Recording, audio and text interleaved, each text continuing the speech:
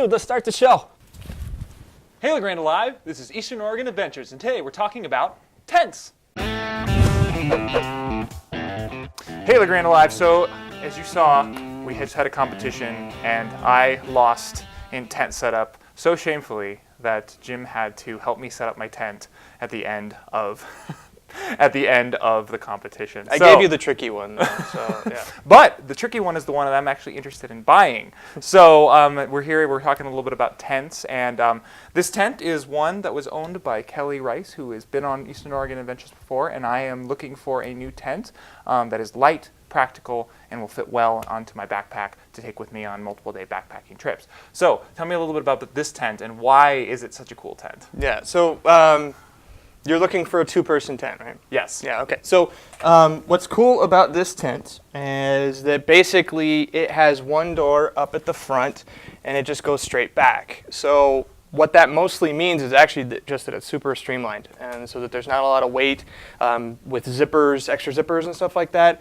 But then also, you know, the construction, which you found out the hard way, I guess, is that you have to have tension at both ends in order for it to work. It's a little weird to set up. So whereas there's a difference between a freestanding tent and then a tent that requires like a stake at both ends, even just to sort of hold itself up. Yeah. So this one definitely has a little bit more. It's not, as we were talking about here before, that tents like the ones that are over there, they have sort of an internal structure to them. So if you take off some of the tension, they're still going to stand just fine. Tent like this, you have to have tension on it the entire time, which is a downside because if you lose something, and if you lose that, it'll come crashing down on you, as unpainfully as that would be in a small flappy tent like this. But it also does cut down on weight, cuts down on bulkiness, and those kinds of things. And what's really nice about this tent is that you lay in there, and I have a small one-person tent like this, and what's really nice about it for me is that I get to lay in there, and I can put my head this direction, and so when I want to get out in the morning, there's not a lot of turning and tossing. I just kind of out. Well, and the other piece is that you do have, this is called a vestibule, so where the rainfly hangs out over the top of the door. So it's kind of like having a garage, basically. You can put your boots out there and gear, which also means that there's tons more, room on the inside. So and so if we shift over to this tent, where you have more of a freestanding design, two poles just straight up going over, crossing over the middle, then you also have a vestibule on this side, and you also have a second door on the other side.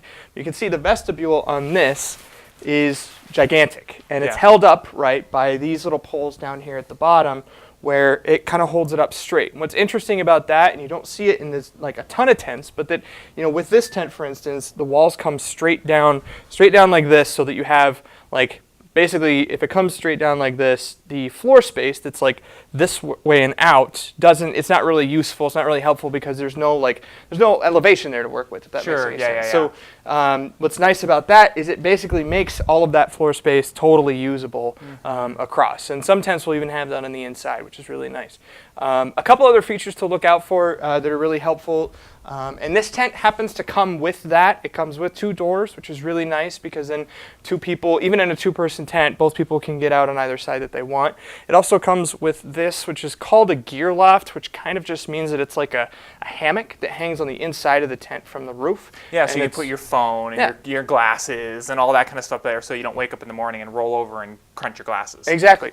So comes with that. Also comes with a footprint. Now, footprint isn't essential these days. It's not really as important, the ground cloth, the thing that goes underneath and protects the tent, unless you're sleeping on gravel a lot or something like that. Sure. But having all these things thrown into the one package for a decent price is pretty nice. The other thing that's pretty important, I would say, for any backpacking tent is to get one with aluminum poles. So having something that, fiberglass poles are great in terms of being fairly inexpensive and getting the job done and being pretty strong. The problem is when they break, they splinter and they just take everything down with them. Oh my gosh, I remember that in my old tents. And they are literally twice the weight of these and those, which are more of an aluminum composite. And sometimes it's even kind of laminated around it to give it additional kind of structure. Those two things together actually account for a lot of where weight can come from in a tent. So if you've got aluminum poles and you get rid of the footprint and the gear loft, you're going to be pretty good on from a weight standpoint for most tents.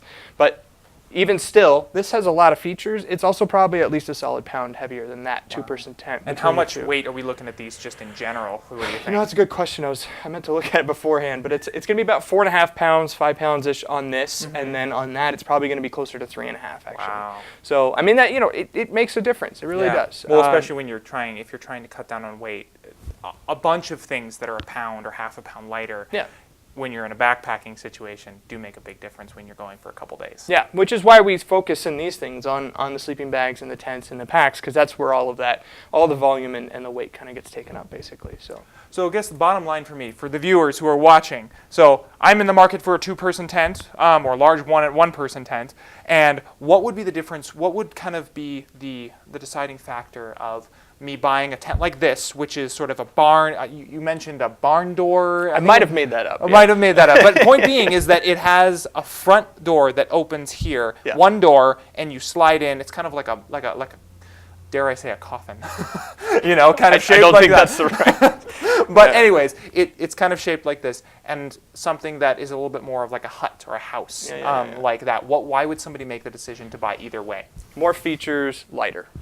Really, that's bottom line what it is.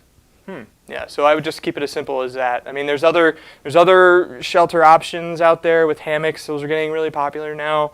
The one caution with those is they're actually really cold because you're hanging up in the air, and you know, bivvies are also cool, you know, what you were describing before, even like this is almost like a tall two-person bivvy, which is just like a very small, compact shelter that you can just throw on the ground and go to sleep, you know, like, and they're meant to be kind of used in any conditions, and very like packable and light as well. So that's something to look at if those are priorities. But I mean, both and those of are these, rainproof. Oh yeah, absolutely. Wow. It's basically the same thing as this, just, you know, shrunk down basically. So I use one. It's not for the claustrophobic, I will say that. So not for people who don't like being in a coffin. Yeah, no, you gotta love coffins. Yeah, it's really important. Yeah. All right, so LeGrand Alive, we've covered some tent stuff here today, and if you want to know more about this, Blue Mountain Outfitters is actually having a tent clinic coming up this Thursday. So tell us a little bit about that. Yeah, so clinic, we've had a pack clinic and we've had a sleeping bag clinic. So now we're coming up on tents. We're trying to hit the 3 biggest categories here. And basically, this Thursday, the 18th, we're going to be doing a clinic, and we're just going to get out all of the tents that we think are cool and put them out in here, maybe even put them outside if the weather permits.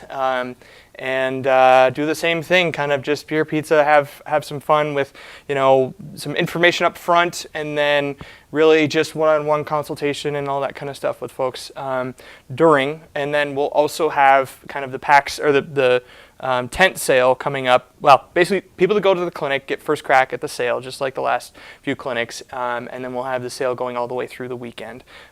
So it should be a lot of fun, and it's a good time to get ready for the summer, the real spring and summer backpacking season, and that's kind of our intent with this stuff. So absolutely. Yeah, well, Yeah. Well, thank you, Jim, and thank you, LeGrand Alive. These Eastern Oregon Adventures was brought to you by Northwest Furniture and Mattress, Grand Ronde Hospital, anythingdigital.com, EONI, and the place where we're shooting, Blue Mountain Outfitters. Thanks for tuning in. If you like this video, please share it. Tune into legrandalive.tv for more local content.